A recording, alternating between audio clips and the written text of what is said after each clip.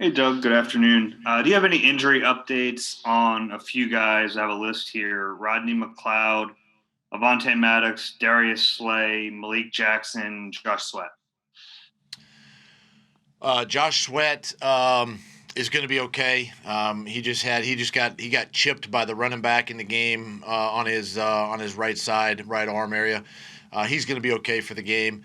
Darius Slay is going to be in the concussion protocol, so no further. Obviously, can't comment on that other than he's in the the protocol. Um, Rodney McLeod.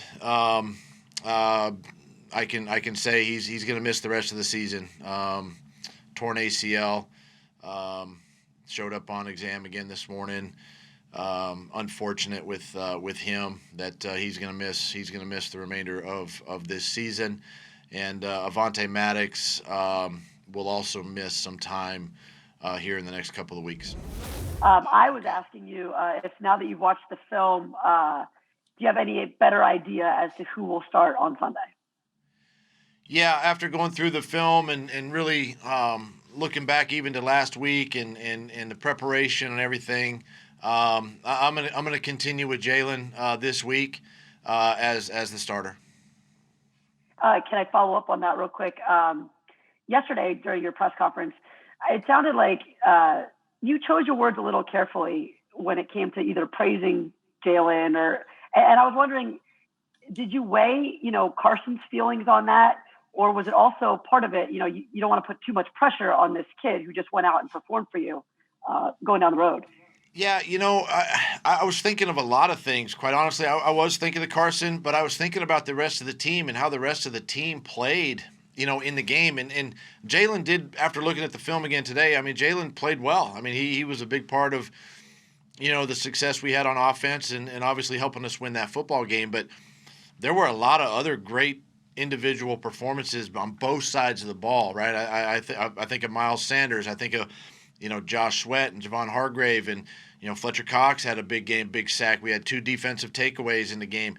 So there were a lot of positives coming out of the football game, and I just didn't want to say, hey, it was all about one guy, because you guys know me and my answers, and I've always been about the team, and really that was a team win yesterday. We'll go to Zach Berman and then Jeff McLean. Hey, Doug. Sorry, I just had to get this up here. You're now 11-2 with starting your backup quarterback, excluding that 2017 Week 17 game. Why do you think you've had so much success without your starting quarterback? And do you think as a play caller you call a better game for the backup? Zach, I think it's a great question, and it's something I have thought about that. I think about not just our team, but I think about other teams in the National Football League who play a backup quarterback, right? And the success that those teams have.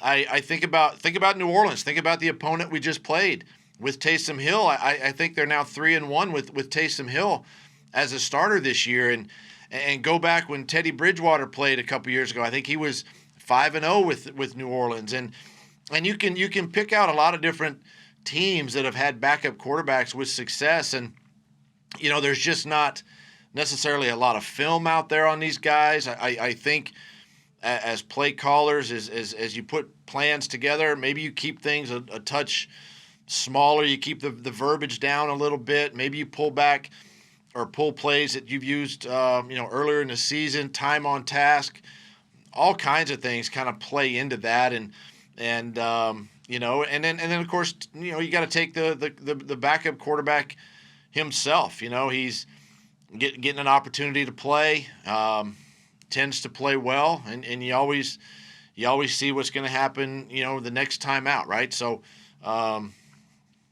it's hard to pinpoint, but I think you can put you can kind of point a finger at a couple of things. Thank you. Go ahead, Jeff, and then Kristen. And Doug, if I could follow up on that, though, you mentioned the Saints and how Sean Payton was able to have success with Bridgewater and Taysom, but he had great success previously with Drew Brees. So conversely, your record with Carson is just a little over 500. So is it fair to question whether the chemistry between you and Carson isn't what it is when you have a backup as your quarterback. No, and listen, Carson and I, our relationship's great. I mean, we've had great communication, and I just look at this year and the amount of the adversity that we've been faced and played with all season, and trying to make things work. But there's no issue with Carson and I look at maybe what I do or how I call the game. Maybe I can approach it a little bit differently, moving forward that way. But that's something that I haven't. Listen, teams have a lot of film on your starter. They have ways to prepare for your starter, and they can take away certain things, and we've got to be able to compensate for that. But there's been no issue between us. Go ahead, Kristen, and then Tim. Hey, Doug, to that point, talking with some of the guys yesterday, they said they felt like the flow of the game was different. Did you feel the same way? And then how do you build off of that with Hurts now as a starting quarterback for the second straight week? Yeah, I felt like the flow was different, and that obviously started with me as the play caller. And one of the things that we try to go into every game and try to keep a defense off balance. And I felt yesterday, each week, sometimes on Monday, I sit up here and I go, hey, we got to do better on first down. We got to stay ahead of the chains. Yesterday, we were able to do that, whether it was 1st and 10 into a 2nd and 8, 2nd and 7, or even a 2nd and 10. We didn't have many second long situations. Now, we got ourselves into trouble on third down with some penalties, but we were able to stay ahead of the chains. And so when you do that, it becomes a little bit, I even hate to say the word easier, but the rhythm and the flow of the game, you can keep a defense off balance and have a little more rhythm. And I credit the offensive line yesterday for really blocking and doing a great job against a defensive front that is probably one of the best ones we've seen all year. And then being able to, the off-schedule plays that Jalen had in the ball game really kind of kept the defense off balance. And that's what you try to do each week, and then try to pick your spots on, on some shot plays. Tim, and then Les. With the play calling looking a bit different between the quarterbacks, with Carson and the backups, how much of that is you having handed the keys to Carson in a sense? I mean, you've talked about how he's gained responsibility over the offense as the years have gone on. I mean, how much of it is that it's kind of built in his likeness, or he's got more control of what's happening? That's one of the things that I really appreciate about Carson is I want him to have control. I want him to have the ability to get us in and out of bad plays, or plays that aren't conducive to what we're seeing defensively on that snap. And we've given him that freedom. He's that type of quarterback that can do that, and at the same time, we've had success doing that because he can do that. He can get us out of some plays. But and so yesterday our mindset going into the game was, just Jalen, just run the offense, right? We didn't give him a lot of freedom in this game. We just wanted him to go out, first start in the National Football League, just go play. And much like Carson, his first start in the National Football League, just go play. And then you continue to grow and build and take what we've the successes we had in the game yesterday and try to build upon that this week. But that's one of the things with Carson that I've appreciated with him is just how smart he is to be able to fix protection, fix plays, get us in in better plays and out of bad ones. Is it possible that you've given him too much freedom? I don't think so. I mean, I think we have to be careful with the amount of. I think that goes with any quarterback around the league. I just don't think it's with Carson, but I think it's any starter that you as play callers and play designers, that you give these guys too much on their plate, and you got to be careful there. There is a fine line. Les, and then Ruben. Hi, Doug. It looked like the Saints really did make some adjustments in the second half and kind of shut the offense down a little bit, except for the drive after the Josh Sweat strip sack. how different does it have to be next week? I mean, you talked about teams not having film. Obviously, the Cardinals are going to see this. Are you going to be able to get 100 yards rushing out of Jalen next week? And what has to be different going forward for the offense to continue to succeed with him? Well, the second half of the game yesterday was probably more about us, kind of shooting ourselves in the foot. Failed to execute, really that opening drive of the second half when we had an opportunity there to stay on the field. It really wasn't about what New Orleans did, and then just being able to capitalize. It's called it. We have to sustain. And do I want to run Jalen Hurts 18 times? I mean, you don't want to run your quarterback 18 times, right? Not in this league. Because you see the amount of hits that he took. And do I want Miles Sanders to do what he did? Yeah, I would rather give those rushing attempts to him and Boston and Corey and the guys and use Jalen and the quarterbacks when we have to. But we're gonna each week's a little bit different from a game plan standpoint, and those are things that we as coaches look at today and tomorrow and put a plan together and practice and go play. But you never know how a game's going to unfold either. I have a plan in my head that I want to approach the game a certain way, and when it works out, it's great, and when it doesn't, you gotta find something else to do, right? You gotta find another set of plays and try to make some things work. So. We'll see how it goes this week, but hopefully we can build on what we did yesterday. Thank you. Ruben and then Bo. Hey, Doug, getting back to the secondary and the injuries, is there any chance at all that Crayvon or Craig James would be available to you? I know you haven't even opened their practice window.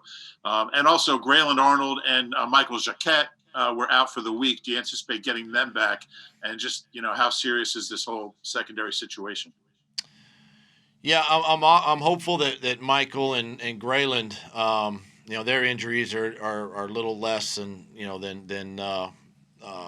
LeBlanc's and Craig James that you had mentioned. So I'm hopeful and optimistic that those two guys can make a return. We'll see how the week goes, obviously, and we got a couple days here before we hit the practice field, but I'm optimistic that those two guys will be able to at least get out there on Wednesday and begin their practice.